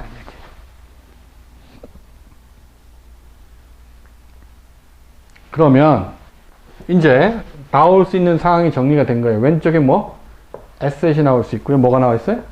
익스펜스가 나올 수 있고. 그러니까 그런 거래가 일어나는 걸 모든 걸 다 합해보자는 소리예요. 왼쪽에 있는 걸 다 합해보면 이 두 가지 중에 하나겠죠? 그렇겠죠? 오른쪽에 나올 수 있는 거는 liability라든지 플러스 equity가 된다는 소리겠죠. 이게 항등식이 된다는 소리겠죠. 왼쪽에 있는 모든 거래에서 얘 둘을 다 합하고, 왜냐하면 모든 거래는 이 중에서 하나 쓰고 항상 두 가지를 쓴다 그랬잖아요. 그렇죠? 그러니까 이건 이 꼴이 돼야 된다는 소리예요. 항상. 자, 근데 보시니까 하나가 없죠. 5개 중에 뭐가 빠졌어요? 레빈이 빠졌죠. 레빈이는 왼쪽일까 오른쪽일까요? 지금 말한 거 어디다 썼느냐, 어디서 왔느냐라는 측면으로 본다면 레빈이는 어디서 왔느냐죠. 그렇죠? 왜냐하면 즉 레빈이라는 것은 뭐예요? 버려들였기 때문에 그게 내년도에 어디다 쓸 원천이 되는 것이겠죠. 지금까지는 얘는 뭐만 얘기한 거예요? 회사 시작할 때 돈 어디서 주더라. 우리가 없잖아요. 돈이. 맨 땅에 헤딩하는 거니까 처음에는 돈을 빌려든지 주주한테 투자를 받는 거죠. 그 다음부터는 이제 뭐예요? 영업을 하는 거죠. 그래서 내부적으로 뭐가 되는 거예요? 수익을 내서 창출을 해갖고 돈이 남는 거잖아요. 그렇죠? 그게 이제 내년도에 또 이제 원천이 되는 것이겠죠. 이제는 영업을 하기 시작하면 레베뉴가 발생하기 시작하는 거니까 걔도 이제 하나 집어넣어야 되는데 걔는 당연히 얘기하신 것처럼 오른쪽이겠죠. 이렇게 오른쪽에 쓰면 된다는 소리예요. 자, 그럼 이제 끝난 거예요. 이게 제일 중요해요. 왼쪽은 asset과 expense, 오른쪽은 liability, equity, revenue. 위치가 중요하다는 소리예요. asset, expense라는 의미도 중요하지만 얘가 원천이 어느 쪽이냐, 왼쪽이라는 소리예요. 얘는 뭐예요? 이 세 가지는 오른쪽이 원천이라는 소리예요. 근데 이제 여기서 이제 바로 대차절표 손익계산서가 이제 뽑아져 나오는 거예요. 어떻게 보냐면은 진짜 레베뉴가 다 오른쪽이냐는 소리예요. 순수하게. 자동차 한 대를 팔면은 예를 들면 한 대가 뭐 3만 불짜리인데 회사 입장에서는 그 2만 불에 만들어서 3만 불에 팔아요. 그렇다면은 이 3만 불이 레베뉴잖아요. 그 2만 불이 익스펜스잖아요. 그럼 실제로 원천이 되는 내년에 쓸 수 있는 부분은 얼마예요? 만불이죠. 3만 불이 아니라. 만불 중에 3만 불이 만들었지만 그 중에 그걸 만들기 위해서 필요한 돈이 제외되고 남은 게 실제로 내년에 쓸 수 있는 거잖아요. 그러니까 실질적으로 오른쪽에 들어올 금액은 레베뉴가 아니죠. 레베뉴에서 뭐? 익스펜스 차감한 순이익이 분명히 내년에 쓸 수 있는 그 원천이 되는 거잖아요. 그러면 그런 의미에서는 원천은 여기 익스펜스는 왼쪽인데, 그쵸? 익스펜스는. 요거를 이항을 시키면 되겠죠. 빼기 익스펜스 될 거 아니에요. 요게 바로 뭐예요, 이름이? 넷 인컴이죠. 넷 인컴이 결국 오른쪽에 들어오는 게 맞겠죠. 금액으로만 따지면은. 의미는 분명히 익스펜스가 왼쪽이고 레베뉴가 오른쪽이 맞지만 금액은 넷 인컴이 최종적으로 레베뉴 익스펜스 차감한 금액이 오른쪽에 들어와야 되고, 그 다음에 제가 아까 처음에 얘기했죠. 사실 어디서도 라이빌티 아니면 에퀴티라고 얘기했죠. 근데 자본이라고 했을 때 얘가 뭐라고 했어요? 이거는 타인 자본이고 얘는 뭐예요? 자기 자본이라고 얘기했어. 주인이 되는 거니까. 그러면 얘도 결국 원천은 둘 중에 하나라고 본다면 이 둘 중에 하나에 속해야 된다는 소리예요. 어디에 속할까요? 라이빌티에 속하는 게 맞을까요? 에퀴리에 속하는 게 맞을까요? 에퀴리겠죠. 그러니까 얘는 여기에 일부로 들어간다는 소리예요. 아까 얘기했잖아요. 우리가 제일 처음에 밸런스시트하고 인컴 스테이트먼트 설명할 때 그랬죠. 내가 지금 순재산이 40만 불. 그게 내 에퀴리잖아요. 그렇죠? 에퀴리가 40만인데 그게 어떻게 생긴 거예요? 지금까지 벌어들인 것들의 누적치 합이죠. 그럼 직전 연도 합은 얼마냐? 그 직전 연도 벌어들인 게 바로 요거잖아요. 그게 결국 여기 쌓인다 그랬었잖아요. 에퀴리에. 그 얘기가 또 같이 되는 거예요. 됐죠? 그러면 이제 더 심플하게 하게 되면 어떻게 되는 거예요? asset equal liability 플러스 뭐가 되는 거예요? 에퀴리죠. 이게 바로 뭐예요? 밸런스시죠. 그리고 이 에퀴리 중에서 뭐예요? 올해의 넷 인컴이 어떻게 나온지를 보여주는 요게 바로 뭐예요? 인컴 스테이트먼트. 이 항등식에서 다 표현이 돼버리는 거예요. 됐죠? 근데 사실은 뭐 이거는 나중에 자연스러워 아는 거고, 더 중요한 건 뭐다? 위치가 어디냐예요. 이게 오늘 하는 얘기가 제일 중요한 거예요. 이게 어디다냐, 어디 서냐. 자, 이거 연습을 해볼게요. 이게 제일 중요합니다.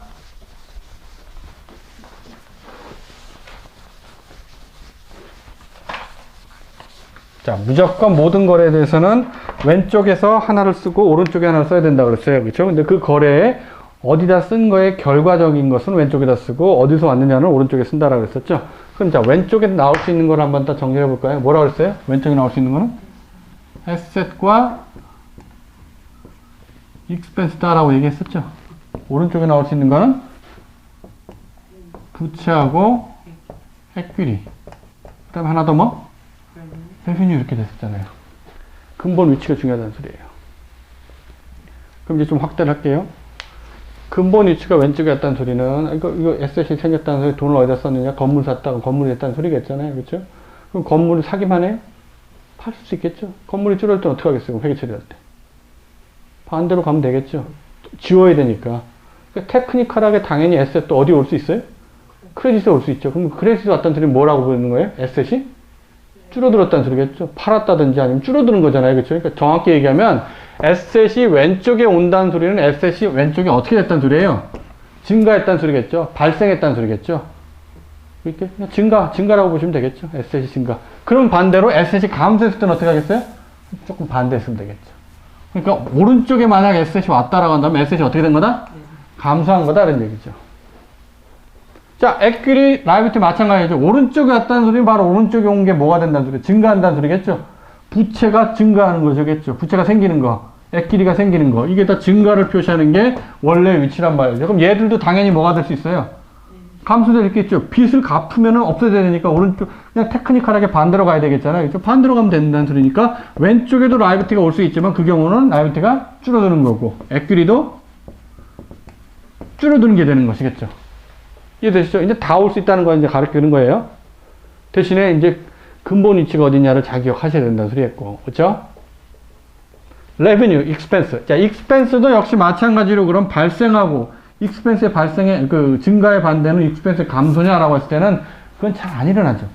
expense의 감소라는 게 뭐예요? 수익. 그렇죠. 그렇게 보라는 소리예요. 그러니까 expense는 증가 감소라고 따로 표현을 안 했다는 소리예요. 왜냐하면 돈을 그냥 급여를 줬는데 써버렸잖아요. 근데 이게 뭐예요? 다시 감소된다는 소리는 뭐예요? 잘 아니라는 얘기지만 아까 얘기한 것처럼 돈을 줬다가 약속도 안 하고 사인도 안 하고 그냥 줬는데 진짜 갑자기 뭐예요? 잘못 줬네. 뱉어. 그죠? 뱉었어요. 그럼 어떻게 되는 거예요? 원래는 그 익스펜스 중개 시 잘못 처리한 거잖아요. 그걸 지워야 되잖아요. 그러니까 논리적으로는 그냥 지우면 되겠죠. 회계 처리를 했으면은. 그럴 때는 감소하는 것도 말이 되잖아요. 그렇죠? 근데 예를 들자면은 지금 줬어요. 올해. 근데 한 2년 지나다가 갑자기 발견했어요. 잘못된 거를. 2년 지나서 갑자기 야 내놔. 그래서 받았어요. 원래는 어떻게 하는 게 맞아요? 2년 전으로 고백해서 그때 발생됐던 익스펜스를 지워야 되겠죠. 그러니까 크레딧 시키면 되겠죠. 원래 익스펜스가 데빗이었기 때문에. 근데 그럼 이상하잖아요. 지울 게 없잖아요. 왜냐하면 익스펜스는 이미 그때 년도에 다 클로즈 돼갖고 그때 년도에 에퀴티에다 들어가 있을 거란 말이죠. 그러니까 지울 게 없어요. 그러니까 어떻게 생각하자는 소리예요. 그냥 꽁돈 생겼다는 걸 보니까 뭘로 처리해요? 익스펜스가 아니라 그냥 레베뉴를 잡겠다는 소리예요. 잡수익 이런 걸로. 그러니까 익스펜스는 이제 증가 감소로 표현을 안 하고 얘는 그 실적에 관계된 거니까 얘는 그냥 발생이라고 표현하죠. 그리고 익스펜스의 발생의 반대는 그냥 뭘로 보는 거예요? 레비뉴 발생이라고 본다는 소리죠. 그러니까 레비뉴 발생의 반대도 레비뉴를 줄이는 것도 가능해요. 테크니컬하게. 근데 그건 잘 안 일어나는 일이기 때문에 그냥 레비뉴는 그냥 발생만 여기자 이런 얘기죠. 그리고 그냥 서로 이걸 대비되는 걸로 봐도 된다는 얘기죠. 얘의 반대는 그냥 익스펜스의 발생으로 처리해도 무방하다는 얘기예요. 그래서 결국은 이렇게 된 거예요. 그럼 뭐냐면 이게 바로 여러분이 회계 처리를 굉장히 어렵게 생각할 수 있겠지만 이렇게 심플해요. 우리가 알 수 있는 모든 복잡한 회계 처리도 요 안에서 다 일어날 수밖에 없다는 소리예요. 모든 회계 처리는 뭐예요? 왼쪽에서 몇 개 중에 하나예요? 4개 중에 하나예요, 무조건. 이외에는 나올 수가 없어요. 4개 중에 하나고, 오른쪽에서 뭐? 혹시 4개 중에 하나고. 그럼 조합을 하면 몇 개가 나와요? 산수죠? 왼쪽에서 4개, 오른쪽에 4개. 근데 하나씩을 뽑아야 된다. 이거 뭐라 그러죠? 순열이라 그러나요? 몇 개가지가 나와요, 조합이?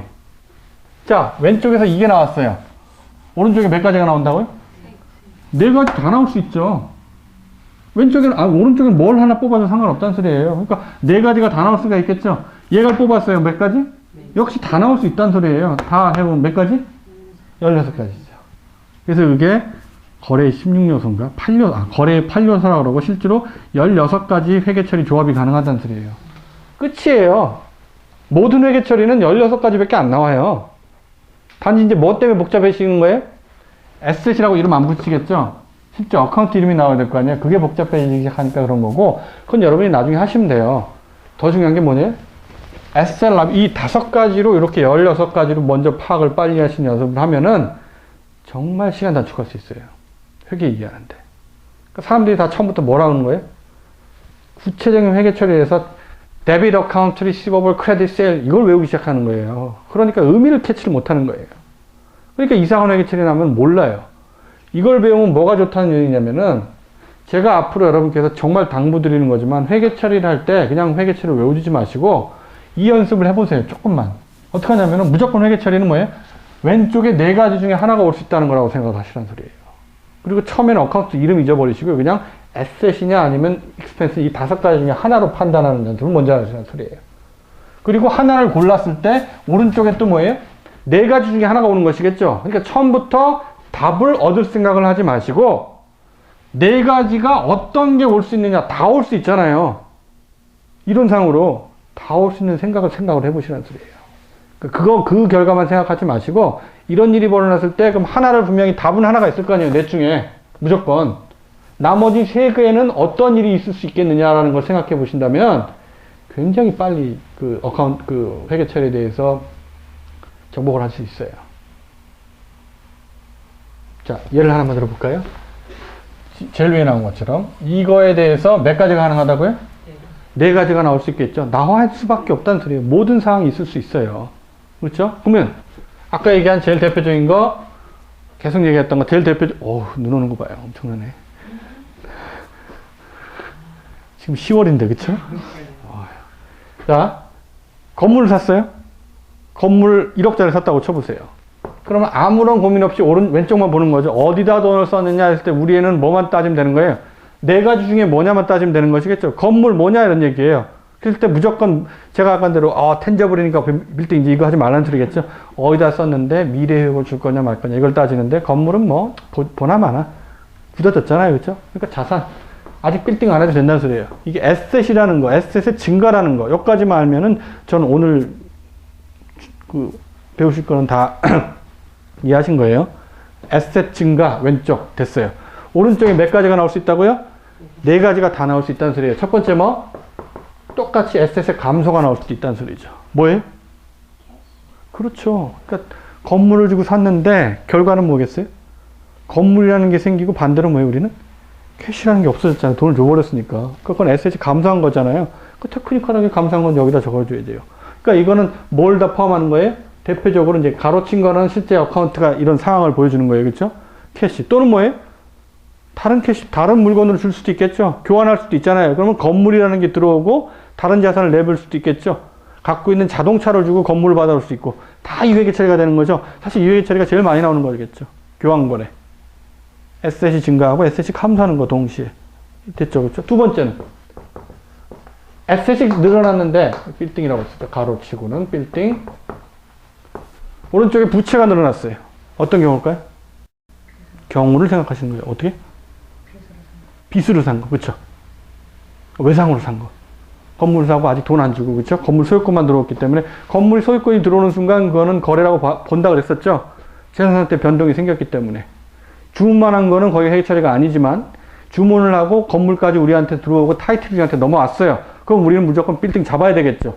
그 다음에 오른쪽을 보는 거예요. 이거 어떻게 샀느냐?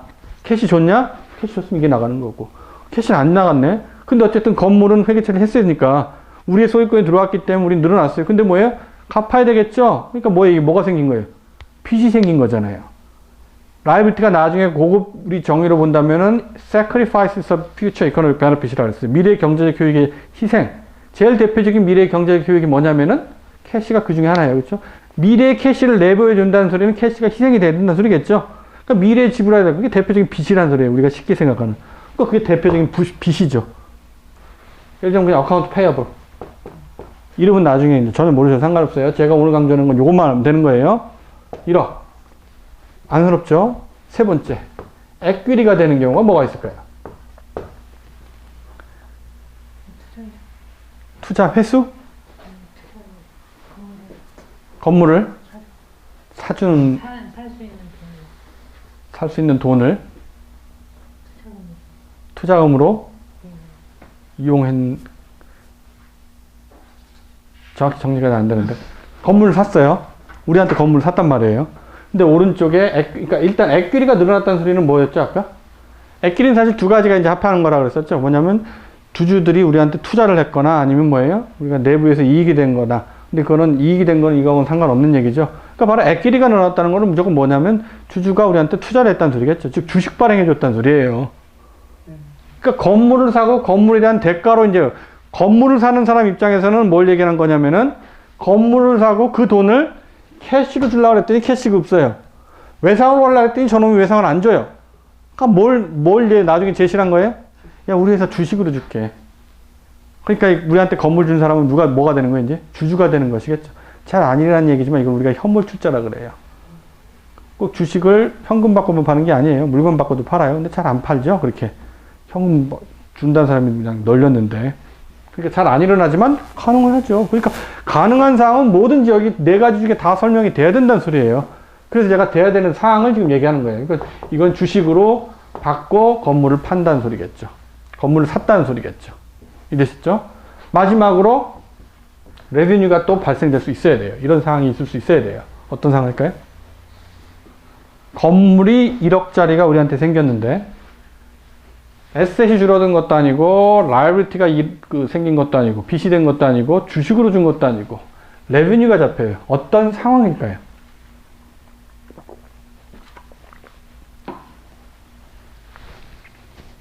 요걸 잘 생각해 보시면 굉장히, 그러니까 생각을 해보시는 상황이, 그러니까 우리는 지금 뭐 얘기냐면은 오른쪽이라는 게 건물을 살 수 있는, 인간이 우리가 생각할 수 있는 모든 상황이 여기 다 가능해야 되죠. 다 여기서 설명이 가능해야 된다는 소리예요. 이게 무슨 상황이 될 수 있느냐는 소리예요. 그건 이제 굉장히 많이 나가신 거예요. 좋은 얘기예요, 그것도. 평가 얘기 생겼다. 그것도 가능한데 지금 이건 평가 얘기 아니죠. 건물이 새로 생겼어요. 그건 나중에 얘기해서 이거 산 다음에 1년 지났는데 건물 가격이 1억 5천이 됐어요. 5천만 원만큼 건물을 늘리고 그거는 뭐예요? 그냥 평가 이익 이렇게 잡아야 되겠죠? 가능해요.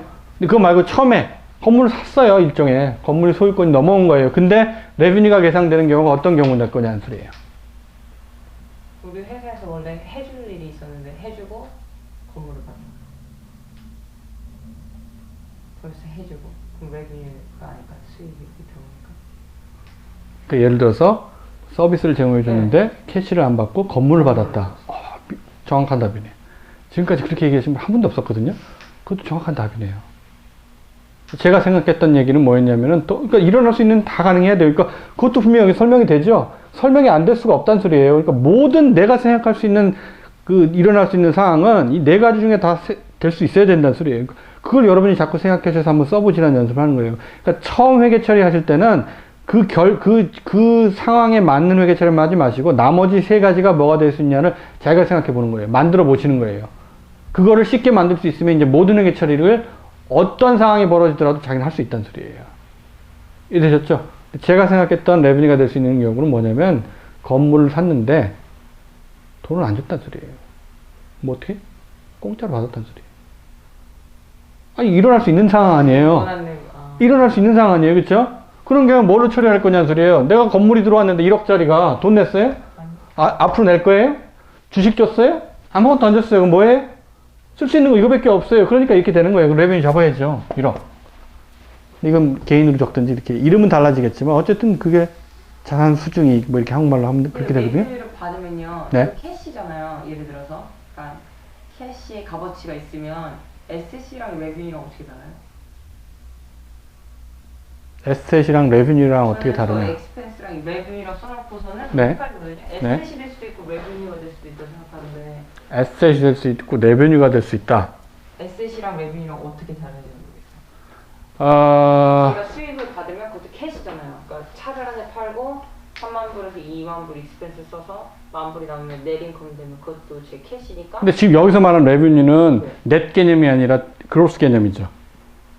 예를 들면 자동차 한글 팔면 3만 불 받잖아요. 그러니까 3만 불이라는 것 자체를 자동차 그냥 물건 그렇게 하죠. 자동차 한 대 팔았어요. 그냥 바로 캐시받고 팔았어요. 회계처리 어떻게 될까요? 하나를 생각해 보세요. 뭐가 들어와요? 캐시가 들어오죠. 자산이 늘어나는 거잖아요. 그렇죠? 자산이 늘어났어요. 캐시, 예를 들면 캐시, 그렇죠? 뭘 거냐는 소리예요. 이게 뭐예요? 아까 말한 대로 돈이 들어왔는데 그거에 대해서 이게 뭐가 되는 거예요? 우리 원천이 되는 거잖아요. 그러니까 오른쪽에는 그 결과는 설명을 하는 걸 얘기하는 거잖아요. 그렇죠? 오른쪽에서 항상 그 거래에 대한 설명을 한다는 소리겠죠. 근데 그 거래에 대한 설명이 뭐냐면 내가 갖고 있는 에셋이 줄었느냐, 그렇죠? 새로운 부채가 생겼느냐, 아니면 주식을 발행해 준 거냐, 아니면 뭐다? 이익이 난 거냐, 돈을 번 거냐, 이런 얘기잖아요. 근데 아까 말한 건물이라는 경우에 있어서 들어왔는데 이 세 개가 아니잖아요. 그러니까 설명할 게 이거밖에 없어요. 그러니까 뭐예요? 공짜로 받았든지 아니면 아까 얘기하신 것처럼 다른 일을 해줬는데 그것에 대한 대가로 건물을 받았다는 소리예요. 그것도 역시 레베뉴가 되겠죠. 이름이 달라지겠죠. 그거는 메인 무슨 서비스 레베뉴, IT 서비스면 그게 우리의 주로 매출이 되겠죠. 그러니까 그건 나중에 이제 디테일하게 배우실 게 뭐냐면 레베뉴 중에서 이제 구별을 하자는 얘기죠. 주된 영업 활동에서 배운 거는 그 벌어진 것은 뭐다? 세일이라는 이름을 붙이겠다는 얘기죠. 그러니까 별도 관리해서 같은 레베뉴라도 어디서 한 게 중요하단 말이에요. 그렇죠?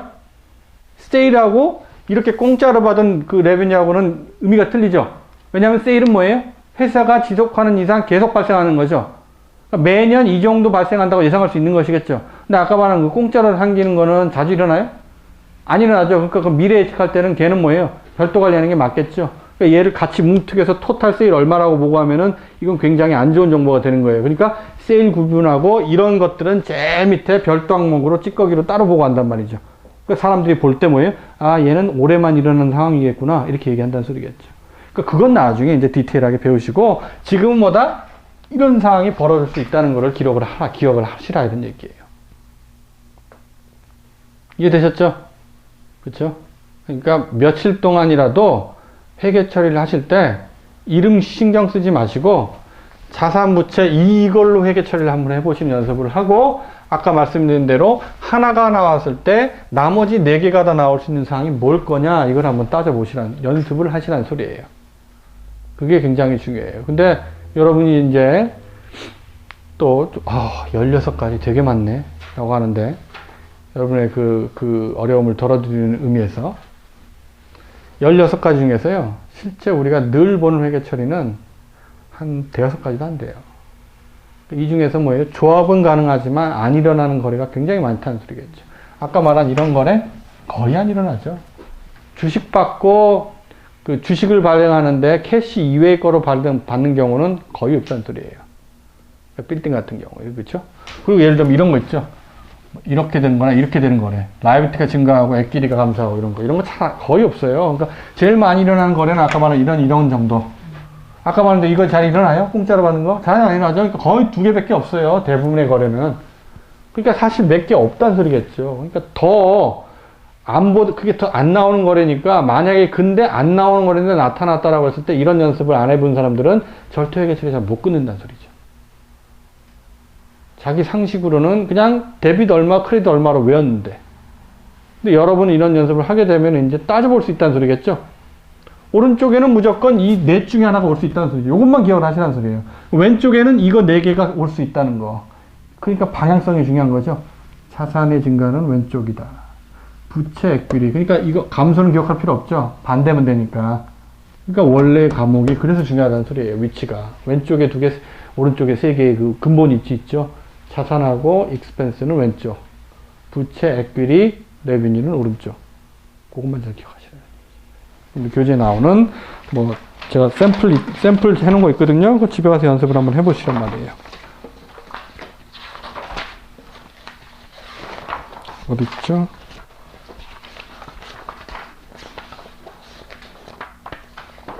(16페이지) 보세요.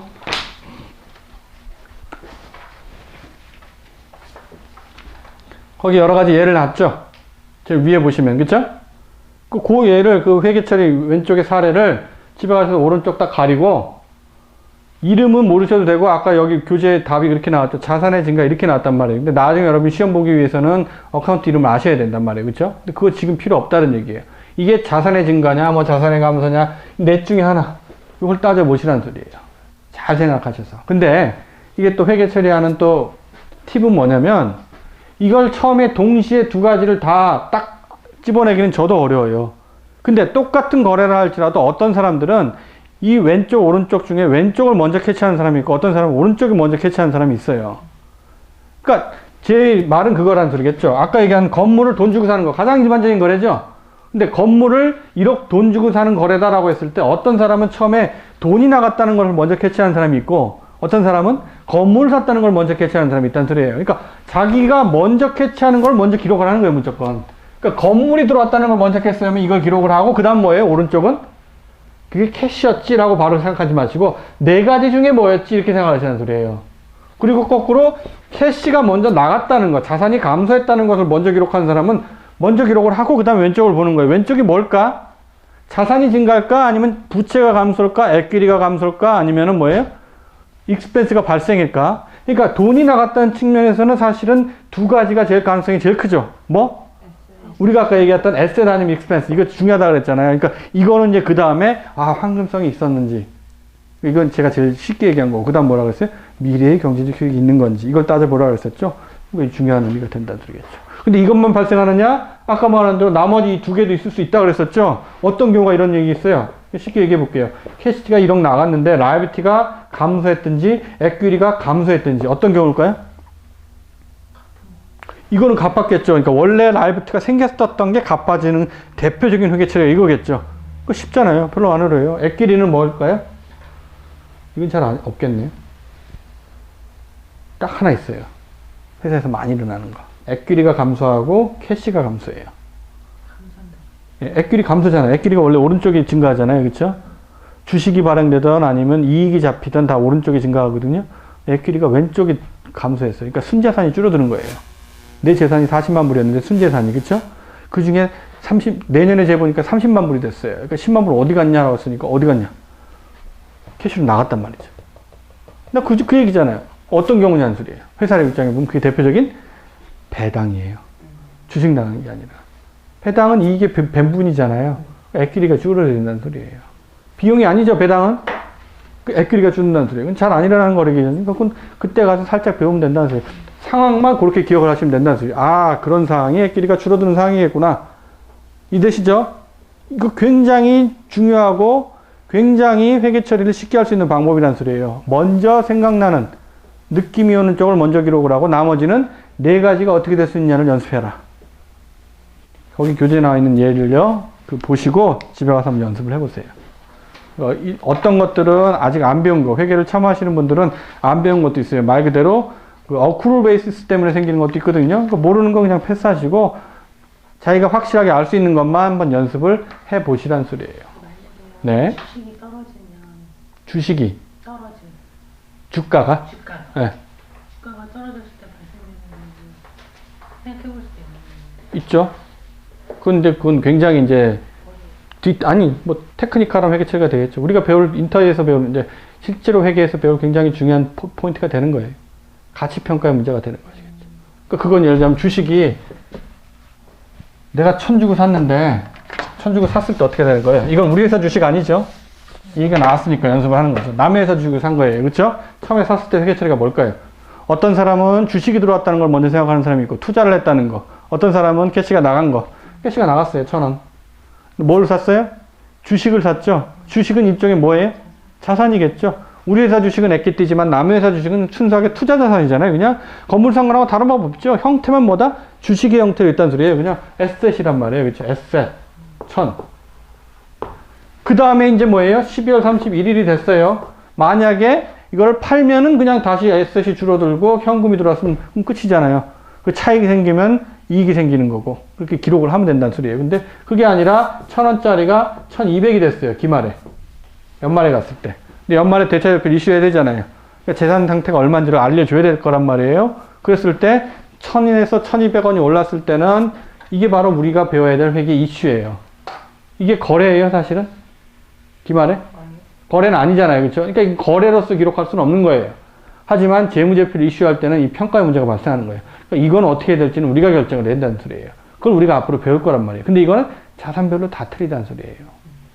주식이 1,200이 됐는데 물어보시면 되는 거예요. 정보 이용자한테. 야, 지금 주식이 1,000원짜리인데 내가 1,000원에 샀는데 지금 1,200원으로 거래가 되고 있어. 그럼 우리의 재산을 얼마로 봐야 되는 게 맞니? 니네는 우리가 얼마라고 얘기를 하면은 니네는 정보를 잘 제공했다고 얘기하겠니? 이랬을 때 답이 여러 가지가 될 수 있다는 소리예요. 여러분이 생각할 때 여러분이 generally accepted라면 어떻게 할 거냐 이걸 얘기하는 거예요. 어떻게 하는 게 맞겠어요? 안 배우신 분이라면 그냥 느낌만 얘기해 보세요. 주식이 1,000원짜리인데 지금 1,200원이에요. 그랬을 때 기말 시점에서 우리의 재산은 1,200이 맞겠어요? 1,000이 맞겠어요? 1,000? 또 1,200. 둘 다 맞아요. 근데 그거는 조금 더 제너럴리 된 거는 이제 나중에 배우시면 된다는 소리예요. 답은 뭐예요? 둘 다 맞는다는 소리예요. 상장 주식이면 뭐가 맞고? 1,200이 맞고요. 비상장 주식이면 1,000이 맞다는 소리예요. 자, 건물이에요. 건물을 1,000 주고 샀어요. 1,000억이라고 할까요? 1,000억짜리를 주고 샀어요. 땅을. 근데 이게 기말에 가니까 시가가 1,200억이 됐어요. 1,200으로 보는 게 맞을까요? 1,000으로 보는 게 맞을까요? 자산별로 이렇게 다 우리가 따로 연습하는 거예요. 그게 우리가 배울 내용이에요. 실제 시험 볼 때는. 개인으로 따져보세요. 그냥 논리로만 생각하시면 내가 지금 땅을 10년 전에 1,000억 주고 샀어요. 근데 지금 10년이 지난 다음에 지금 땅이 1,200억대를 하고 있어요. 그랬을 때 저 사람이 1,000억대 부자라고 얘기해요? 1,200억대 부자라고 얘기해요? 그럼 누가 보더라도 1,200이 그 사람의 재산 상태를 잘 나타내는 거라고 볼 수 있겠죠? 그럼 1,200으로 고치는 게 맞겠죠? 그렇죠? 그렇다면 만약 회계처가 어떻게 되겠어요? 이게 1,200이면? 우리의 파는 게 아니고 아까 말한 그럼 주식도 마찬가지로 1,000에서 1,200인데 합의를 했어요. 1,200으로 보고해 주는 게 맞다라고. 그럼 회계처리 해야 될 거 아니야. 재산 상태 변동이 됐으니까 재산 상태 변동을 어떻게 측정할 거냐는 소리예요. 주식 자체의 자산 가격이 얼마가 된 거예요? 1,200이니까 기말에 어쨌든 주식은 얼마로 보여줘야 돼요? 1,200. 그럼 고쳐야 되겠죠. 얼마? 200을 늘려줘야 될 거 아니에요. 그러니까 왼쪽은 무조건 에셋이 200이 늘어나는 테크니컬한 를 해야 된다는 소리겠죠. 그러니까 요 분계는 분명히 오른쪽부터 못 나올 거예요. 생각이. 왼쪽 늘어나는 것부터 먼저 기로 하고 그 다음에 이제 오른쪽을 보니까 오른쪽을 바로 뭘로 할 거냐? 바로 생각이 안 난단 말이에요. 그러니까 네 가지를 생각하시라는 소리예요. 에셋이 감소했어요? 아니죠. 평가잖아요. 그렇죠? 그러니까 감소한 경우는 뭐겠어요? 팔아서 뭐 현금이 들어왔으면 그렇게 되지만 이것도 주식이 들어온 거니까 또 더 산 게 아니니까. 아니죠. 부채? 상관없죠. 에퀴리? 이건 우리 회사 주식 얘기죠. 이건 남의 회사 주식 얘기고. 아니죠. 남은 건 뭐예요? 레베뉴밖에 없어요. 근데 이름은 이제 달라지겠죠. 이름은 나중에 공부하시고 레베뉴예요. 뭐겠어요? 이름은 평가이익. 투자자산 평가이익, 주식 평가이익. 이렇게 된다는 소리예요. 200. 됐죠? 이런 얘기 쳐야 되는데. 근데 이제 문제는 뭐냐면 요거를 할 거냐 말 거냐를 자산별로 결정을 하셔야 된다는 소리. 아까 얘기한 대로. 주식은 상장 주식인 경우는 해요. 근데 이게 건물이었다라고 하면 똑같은 상황이 벌어졌다도 원칙은 뭐냐면 건물은 안 한다예요. 왜냐? 왜겠어요? 1년마다 많이 바뀌면 계속 할 수는 없잖아요. 주식은 마찬가지잖아요. 전 주식은 해야 되는 거예요, 그러면? 1년마다? 아니, 그러니까 예를 들어서 그러니까 상식적으로 아까 얘기하시는 소리예요. 지금 내가 지금 10년 전이 아니라 작년에라도 1,000 주고 샀는데 1,000억 주고 샀는데 주식의 시가가 지금 1,200이 된다는 소리예요. 근데 의문이 뭐냐면 내 재산을 얼마로 보고 주는 게 맞냐는 소리예요. 근데 1,200이냐 1,200이냐. 그러니까 많이 조금 변했으면 안 해도 되고 많이 변했으면 해줘도 되고 이건 논리가 아니잖아요. 그렇죠? 어떻게든 같은 방향이 될 거 아니에요. 뭐가 더 합리적인 거냐 뭐가 더 논리적이냐 이 사람의 재산 상태를 잘 나타내 주냐 그걸 먼저 결정해야 된다는 소리겠죠. 근데 1,200이 누가 보더라도 지금의 시가라고 한다면 시가로 보여주는 게 맞겠죠. 이 사람의 재산 상태는. 그러니까 그거는 동의해요. 근데 그 전에 문제가 뭐냐면 거기엔 단서가 들어가야 된다는 소리예요. 시가가 뭐다? 시가가 누구라도 인정할 수 있는 시가여야 된다는 소리겠죠. 시가가 객관적이고 합리적이어야 된다는 소리죠. 그 가정이 성립되지 않으면 이제 논리적으로 또 모순이 아니라 좋은 정보가 안 되기 시작한다는 소리예요. 그렇기 때문에 제가 건물 얘기를 대표적으로 한 거예요. 1,000억짜리가 1,200억이 됐을 때 누가 보더라도 이 사람은 1,200억짜리 재산가라고 얘기를 하잖아요. 그건 개인들 얘기죠. 근데 기업이라고 한다면 실제 재무제표를 이슈해야 되니까 정확한 금액이 나와야 되겠죠. 1,200대라고 얘기하면 안 돼요. 1,200 얼마 0까지까지 딱 맞춰서 재무제표를 나와야 되니까 그러면 과연 이 시가에 대한 객관성이 확보되느냐는 얘기예요. 건물이라는 게 시장이 존재해요? 건물의 시가라는 시장이 있냐는 소리예요. 없죠. 그러니까 내가 봤을 때 주위의 시세로 볼 때 1200 대라 이렇게 얘기한 거지. 누가 보더라도, 그러니까 바로 주식 얘기가 그거죠. 주식은 뭐가 있어요? 시장 있잖아요. 그러니까 누가 사더라도 얼마에 사요? 주가가 지금 1200이라는 소리는 어떤 놈이든 난 1200에 살 수 있다는 소리겠죠. 객관적인 시가가 존재하기 때문에 이건 1200을 써도 무방하겠죠. 그렇겠죠. 하지만 건물은 뭐예요? 시가가 존재하지 않단 말이에요. 비슷한 가격은 존재하기 때문에. 하지만 그때 만약 그래도 1200으로 가라. 왜냐하면 시가로 보여주는 게 맞기 때문에. 그 다음에 문제가 뭐가 생기는 거예요? 기업마다 평가가 다를 수가 있다는 소리겠죠. 그리고 또 기업마다 뭐예요? 돈이 들죠. 1000억을 밸류에이션을 해야 될 거 아니에요. 이러면 따로 액처리를 고용해 갖고 해야 된단 말이에요. 매년 뭐 1000억짜리면은 평가하는 데만 해도 몇 억씩 들어요. 그럼 그거를 왜 하냐 이런 얘기죠. 너무 비용이 많이 들고 그 다음에 사람마다 다 편차가 생길 수 있다는 소리겠죠. 그럼 오히려 좋은 정보가 아닐 수도 있다는 소리죠. 그러니까 이건 어쩔 수 없어요. 1200으로 가는 게 좋다는 건 알지만 무슨 가정이 깨졌기 때문에 시가가 객관적이지 못하기 때문에 어떻게 해요? 유형자산은 뭘로 간다? 최초의 상가격으로 그냥 간다는 소리예요. 많이 오르고 떨어뜨렸다 할지라도 그거를 할 방법이 없다 이런 얘기예요. 근데 이것도 물론 예외가 있어요. 요즘 많이 바뀌고 있어요. 근데 주식은 이걸로 가는 게 맞으니까 이걸로 간다는 소리겠죠. 됐죠? 이거 배우는 거예요. 앞으로 할 내용은. 근데 제가 지금 얘기한 거는 이렇게 하는 거 따져보자는 소리고. 이해되셨죠?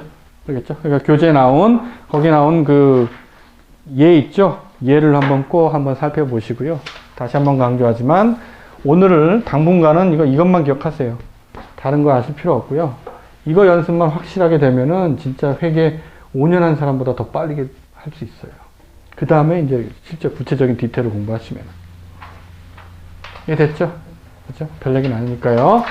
자, 그럼 오늘은 여기까지 하고요. 다음 시간엔 조금 더 디테일하게 회사의 한 사이클이 어떻게 이루어지는지 그걸 보면서 앞으로 배울 중요한 컨셉을 배울 거예요. 회계에서 중요한 컨셉들이 몇 가지가 있거든요. 그 컨셉 미리 알아두시면 좋을 거 이제 위주로 얘기할 테니까요. 수고 많으셨습니다.